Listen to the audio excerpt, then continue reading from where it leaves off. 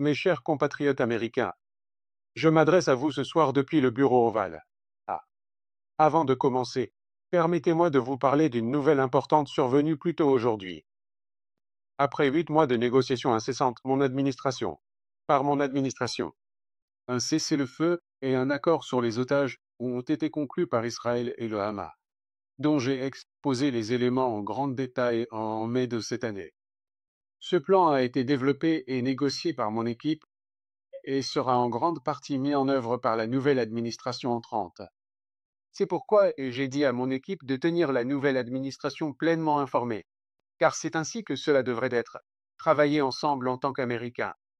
Ce sera mon dernier discours pour vous, de la part du peuple américain, depuis le bureau ovale en tant que président. Et j'ai beaucoup réfléchi à qui nous sommes, et peut-être plus important encore, à qui nous devrions être. Il y a bien longtemps, dans le port de New York, un ouvrier métallurgiste installait poutre après poutre, jour après jour. Il fut rejoint par des ouvriers sidérurgistes, des tailleurs de pierre, des ingénieurs. Ils construisirent non seulement une structure unique, mais un véritable phare de liberté. L'idée même de l'Amérique était si vaste que nous avons estimé et que le monde entier devait voir la Statue de la Liberté, un cadeau de la France après notre guerre civile. Comme l'idée même de l'Amérique, elle a été construite non pas par une seule personne, mais par de nombreuses personnes de tout horizon et venant du monde entier. Comme l'Amérique, la Statue de la Liberté n'est pas immobile. Son pied avance littéralement sur une chaîne brisée de servitude humaine. Elle est en marche, et elle se déplace littéralement. Elle a été construite pour osciller d'avant en arrière, pour résister à la fureur du mauvais temps, pour résister à l'épreuve du temps, car les tempêtes arrivent toujours. Elle oscille de quelques centimètres, mais elle ne tombe jamais dans le courant en dessous. Une merveille d'ingénierie, la Statue de la Liberté est également un symbole durable de l'âme de notre nation. Une âme façonnée par des forces qui nous unissent et par des forces qui nous divisent. Et pourtant, à travers les bons moments et les moments difficiles, nous avons tout surmonté. Une nation de pionniers et d'explorateurs, de rêveurs et de bâtisseurs, d'ancêtres natifs de cette terre, d'ancêtres qui sont venus de force. Une nation d'immigrants venus pour bâtir et créer une vie meilleure et plus prospère. Une nation tenant le flambeau de l'idée la plus puissante jamais vue dans toute l'histoire du monde. Que nous sommes tous créés égaux. Que nous méritons tous d'être traités avec dignité, justice et équité pour chacun. Que la démocratie doit être défendue, définie et imposée. Avancer de toutes les manières possibles, sans relâche et avec détermination. Nos droits, nos libertés, nos rêves, nos espoirs et nos aspirations. Mais nous connaissons bien l'idée de l'Amérique. Notre institution, notre peuple, notre valeur qui la soutient, sont constamment mis à l'épreuve.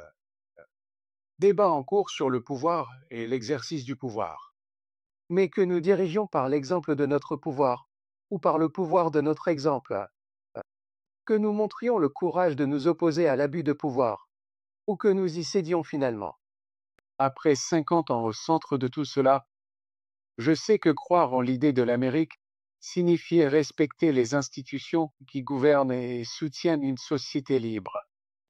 La présidence, le Congrès, les tribunaux, une presse qui est libre et indépendante.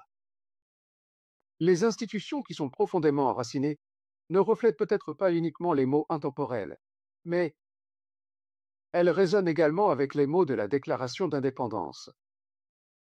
Nous considérons ces vérités comme étant évidentes, enracinées dans les mots intemporels de la Constitution. Nous, le peuple.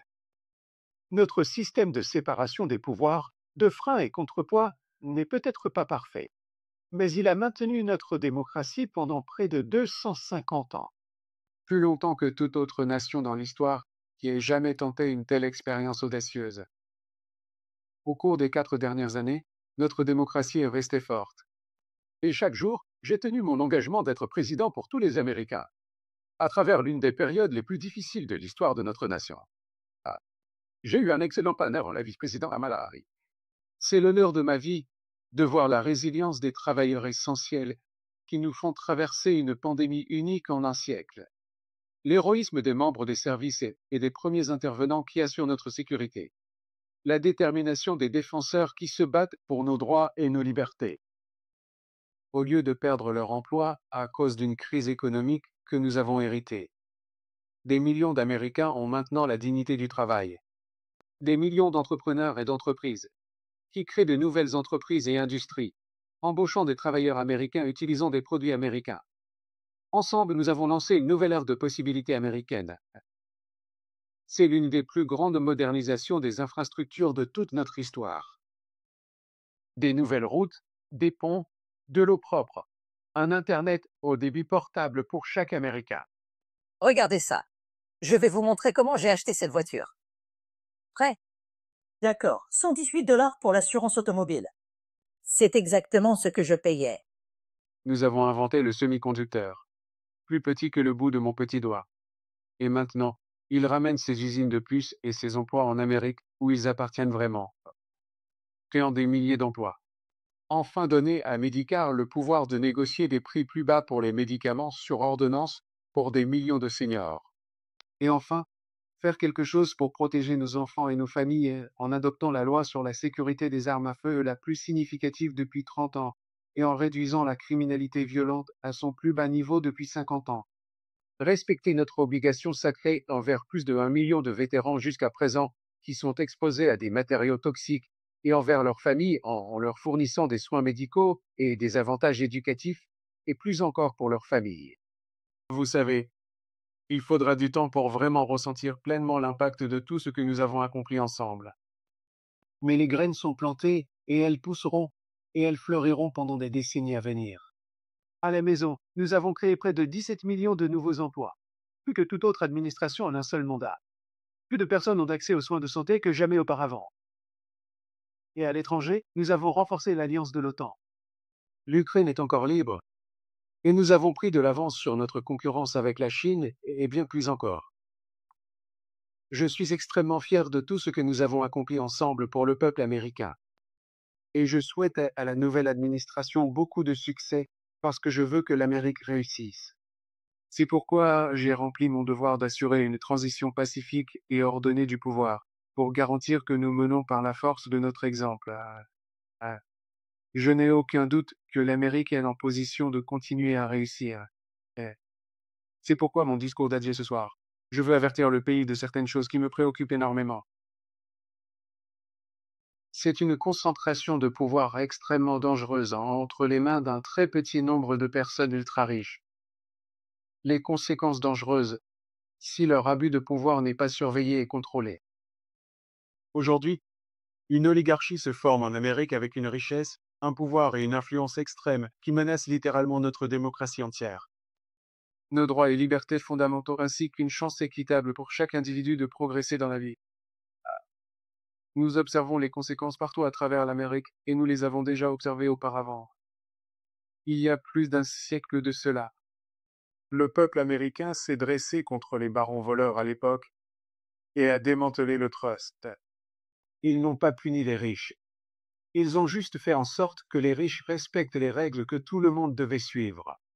Les travailleurs voulaient des droits pour gagner leur juste part. Vous savez, ils ont été inclus dans l'accord. Et cela nous a aidés à nous engager sur la voie de la construction de la plus grande classe moyenne jamais vue. Le siècle le plus prospère que toute nation dans le monde ait jamais connu. Nous devons refaire cela à nouveau. Les 4 dernières années, c'est exactement ce que nous avons accompli.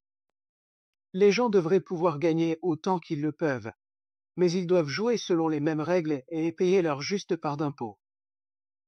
Tant de choses importantes sont en jeu. En ce moment, la menace existentielle que représente le changement climatique n'a jamais été aussi évidente. Regardez simplement à travers tout le pays, de la Californie à la Caroline du Nord. C'est pourquoi j'ai signé la loi la plus significative sur le climat et l'énergie propre jamais. Jamais dans l'histoire du monde, et le reste du monde essaie de la modéliser. Maintenant, ça fonctionne. Création d'emplois et des industries du futur. Maintenant, nous avons prouvé que nous n'avons pas à choisir entre protéger l'environnement et faire croître l'économie.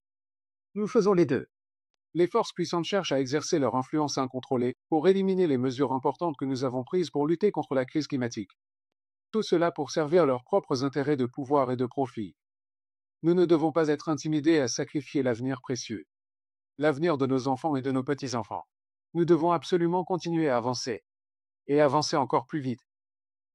Il n'y a vraiment pas de temps à perdre.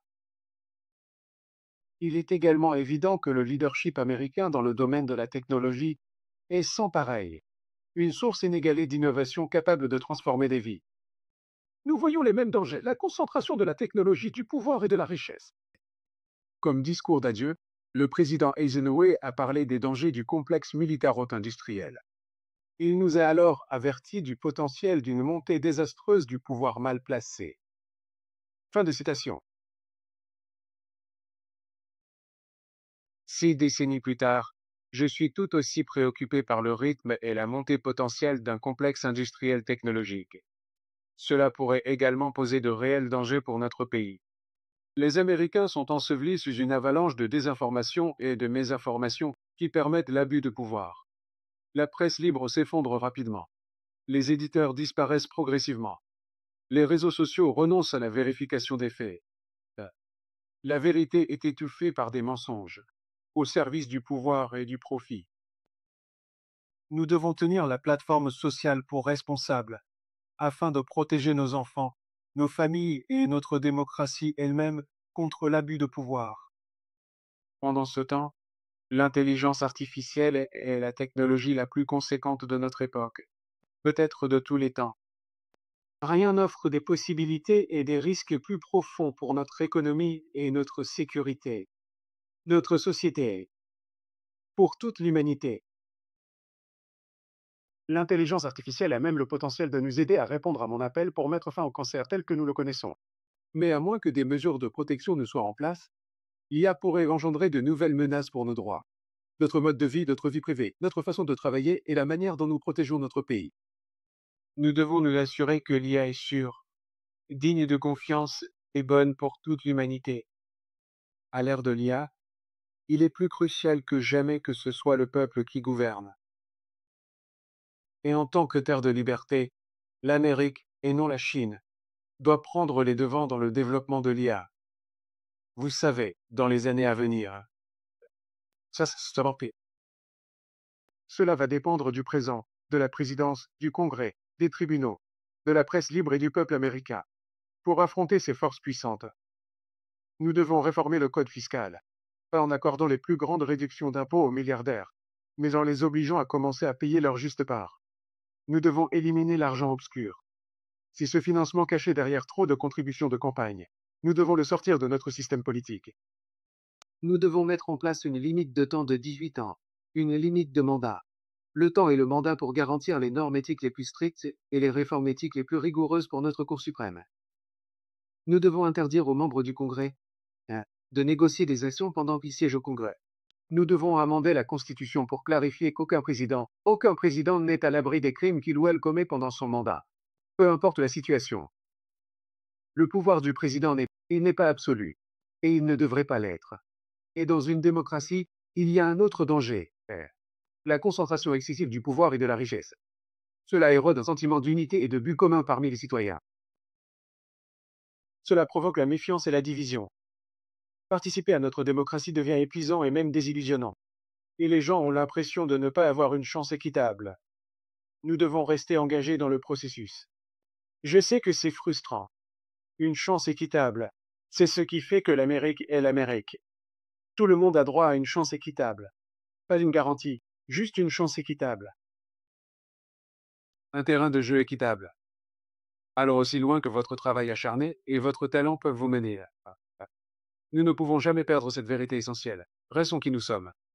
J'ai toujours cru, et j'ai dit à d'autres dirigeants mondiaux, que l'Amérique peut être définie par un seul mot, à savoir possibilité. C'est uniquement en Amérique que nous croyons que tout est réellement possible. Comme un enfant avec un bégaiement et issu de débuts modestes à Scranton, en Pennsylvanie, à Clemont, dans le Delaware, assis derrière ce bureau dans le bureau ovale en tant que président des États-Unis. C'est ça la magie de l'Amérique.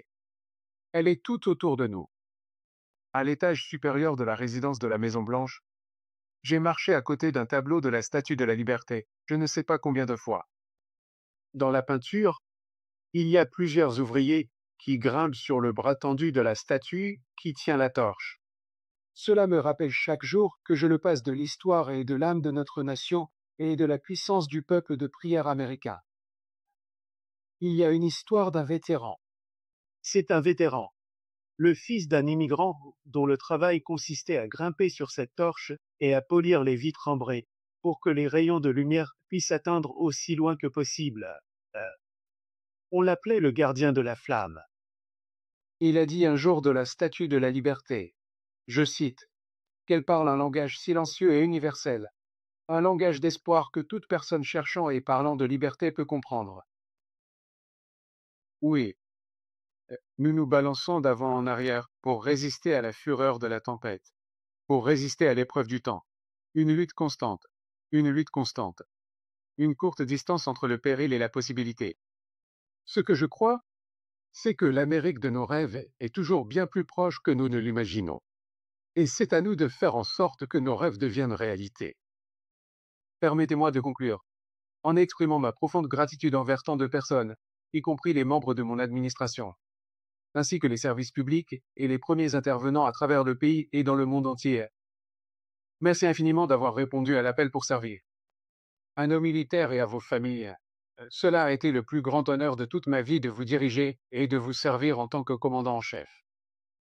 Et bien sûr, à Kamala et son partenaire incroyable, une vice-présidente historique. Elle et Dou sont devenus comme une famille pour nous.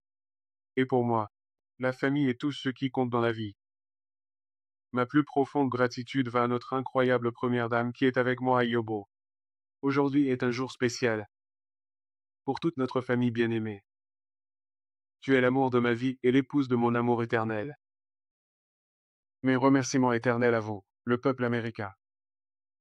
Après 50 ans de service public, je vous donne ma parole. Je crois toujours en l'idée pour laquelle cette grande nation se tient. Une nation où la force et la résilience de nos institutions ainsi que le caractère exceptionnel de notre peuple importent et doivent perdurer. Maintenant, c'est à votre tour de monter la garde et de veiller sur notre héritage. Puissiez-vous tous être les gardiens de la flamme sacrée. Puissiez-vous garder la foi et l'espoir. J'aime profondément l'Amérique. Vous l'aimez aussi, sans aucun doute. Protège votre troupe. Merci pour cet immense honneur. Je vous remercie.